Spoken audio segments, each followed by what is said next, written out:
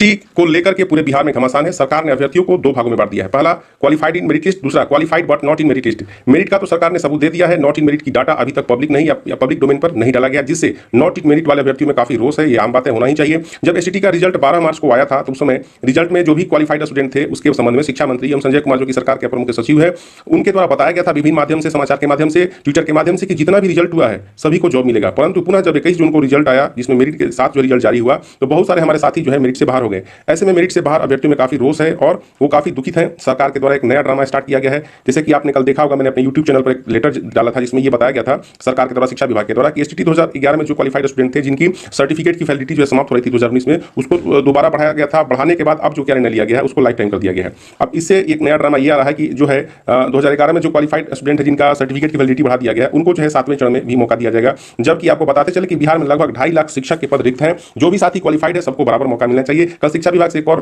Letter जारी किया गया था जिसमें एसटीटी की वैधता को, आप जैसे कि मैंने बता दिया, उनको जो है अब 7वें चरण में शामिल किया जाएगा, यानी 37,000 प्लस 33,000। अब दोनों को मिलाकर के बहाली जो है साथ में करने की बात की जा रही है। उनको भी शामिल किया जाएगा एवं नॉट इन मेरिट वालों को भी 7वें फेज में बहाली में समान अवसर देने के संबंध में जो कमेटी बनी थी उसने रिपोर्ट दे दिया है। उस रिपोर्ट में ये बताया गया है कि अब जो है जो नॉट इन मेरिट है उनको भी जो है बहाली में मौका दिया जाएगा 7वें चरण में। जो डिजर्विंग कैंडिडेट है उनको शिक्षक बनने का पूरा हक है, उन्हें समान अवसर मिलना चाहिए, परंतु मेरिट वालों को भी अनदेखा नहीं करना चाहिए। सरकार सभी को जॉब दे, यही मेरी तमन्ना है। और जो अभी तक डाटा आया है वो आपको नॉट इन मेरिट का डाटा कोई भी पब्लिक डोमेन में नहीं जारी किया गया है। अब पूरे न्यूज को यहाँ पर देखते हैं क्या कुछ न्यूज निकल के आ रहा है। जैसा कि देख पा रहे हैं सरकार का स्थिति पास मेरिट व क्वालिफाइड दोनों को समान मौका मिलेगा, यानी मेरिट और नॉन मेरिट दोनों को जो है बराबर मौका मिलेगा बहाली में। ये गुड न्यूज है, अच्छी बात है। अब एसटीटी पास सबको मौका, यानी 40,000 पद और 72,000 अभ्यर्थी, यानी टोटल पद जो है 40,000 और 72,000 अभ्यर्थी की बात की जा रही है। यहाँ डिटेल में देखते हैं। आप जैसा कि देख पा रहे होंगे ये आपका दैनिक भास्कर से पटना से प्रकाशित होने वाला आज का अंक है। 7वें चरण में लगभग 40,000 हाई स्कूल शिक्षकों की बहाली में एसटीटी पास 72,000 शिक्षक शामिल होंगे, यानी पद से लगभग दोगुने अभ्यर्थी बहाली में शामिल होंगे। यहाँ पर मुझको लगता है कि कुछ डेटा देने में गड़बड़ हो गया है। यहाँ पर 37,000 होना चाहिए, 37,000 की जगह है 40,000 यहाँ पर पेपर में छाप दिया है, क्योंकि 37,000 7वें चरण की बात की जा रही है।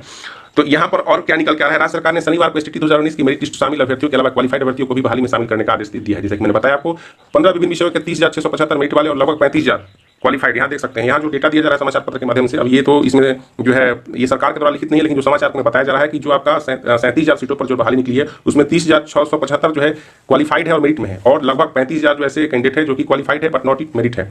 और इसके अलावा यहाँ और देख लीजिए, जैसा कि मैंने आप सभी को बताया कि इसके अलावा 2011 में जो उत्तीर्ण है उसमें से 16,196 जो अभ्यर्थी बचे हुए हैं। अब एक और ड्रामा सरकार का देख लीजिए, 16,196 जो आपका पिछला चरण का बच्चा हुआ है, छठा चरण का 2011 को, उनको भी जो है इसमें जो छठे चरण में शिक्षक बनने में सफल नहीं हो सके उनको भी जो इसमें अब बहाली में मौका दिया जाएगा, यानी 16,196 2011 को भी इसमें डाला जा रहा है।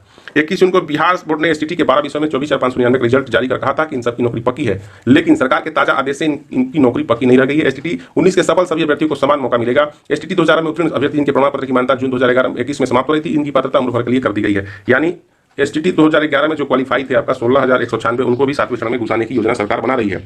अब यहाँ क्या कुछ न्यूज निकल कर रहा है, ताजा आदेश से मेरिट लिस्ट वालों की नौकरी अब पक्की नहीं है। क्या ड्रामा भाई, ताजा आदेश से मेरिट लिस्ट वाले की नौकरी पक्की नहीं, क्या समाचार में लिख देते हैं, पता नहीं चलता है, कंफ्यूजन हो जाता है। शिक्षा विभाग की अध्यक्षता में बनी कमेटी ने की अनुशंसा। बिहार बोर्ड ने शिक्षक रिजल्ट में मेरी सूची के सफल के साथ qualified but not in merit list भी बना दिया है। मेरिट वाले अभ्यर्थियों का विषयवार संख्या 30,675 बताई गई है, पर qualified but not in merit list की संख्या नहीं बताई गई है। यहाँ पर ये क्लियर हो चुका है कि जो सफल है, जो इन मेरिट है उनकी संख्या बताई गई है, लेकिन जो नॉट इन मेरिट है उनकी संख्या नहीं बताई गई है। मामले ने तूल पकड़ा और हंगामा के बाद शिक्षा मंत्री ने विभाग सचिव की अध्यक्षता में कमेटी बनाई। कमेटी की अनुशंसा पर अब जितने क्वालिफाइड अभ्यर्थी हैं माध्यमिक और उच्च माध्यमिक शिक्षक बनने के लिए पात्र माने गए हैं। तो यहाँ पर जैसे कि कल लेटर जो आपको जारी हुआ था उसमें अब जो है नॉट इन क्वालिफाइड को भी 7वें चरण में बहाली में मौका दिया जाएगा। और यहाँ जो बताया जा रहा है क्वालिफाइड अभ्यर्थियों की संख्या जो है जो कि मेरिट में नहीं है, लगभग उनकी संख्या जो है 35,000 है। ये अखबार के हवाले से आ रही है, मैं अपने मन से नहीं बोल रहा हूँ। ऑनलाइन लिए जाएंगे आवेदन। अब जो 7वें चरण की बहाली है वो सेंट्रलाइज तरीके से होगी और उसके लिए ऑनलाइन आवेदन लिए जाएंगे। 7वें चरण की बहाली केंद्रीय तरीके से होगी, अभ्यर्थियों से ऑनलाइन आवेदन लिए जाएंगे। एक अभ्यर्थी को कई नियोजन इकाई में आवेदन करने की जरूरत नहीं होगी। अभ्यर्थियों से नियोजन इकाइयों की प्राथमिकता ली जाएगी जहां नियुक्ति होना चाहते हैं। तो यहाँ पर जो सेंट्रलाइज तरीके से होगी और आपको ऑनलाइन एक बार अप्लाई कर देना है। जो आपका मेरिट अंक है, मेधा अंक है, उसके हिसाब से आपको वो मेरिट जो नियोजन इकाइयां आपको बताएंगी। अब देखिए इसमें क्या क्या नियम कानून दिया हुआ है। शिक्षक नियुक्ति नियमावली से ऐसे बनेगी मेगा सूची। मेगा सूची अगर शिक्षक नियुक्ति नियमावली से अगर बनती है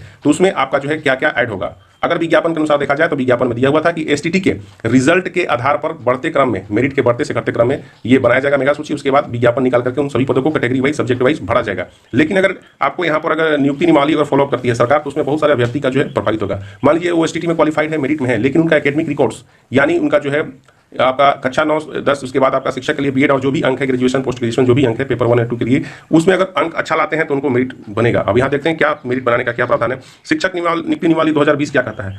इसके अनुसार कहा जाता है कि हाई स्कूल कक्षा 9 से 10 शिक्षक के लिए स्नातक बीएड के अंक के प्रतिशत को जोड़कर 2 से भाग दिया जाएगा, वही अंक अभ्यर्थियों का मेघांक माना जाएगा। अब 10 11 12 के लिए देखिए, 10+2 के लिए इसमें जो है आपका पीजी और बीएड दोनों के अंक को जोड़ करके 2 से भाग दिया जाएगा, जो प्रतिशत अंक आएगा वही अभ्यर्थियों का मेगा अंक माना जाएगा। उच्च माध्यमिक के लिए 50% सीट प्रोन्नति से भरे जाएंगे।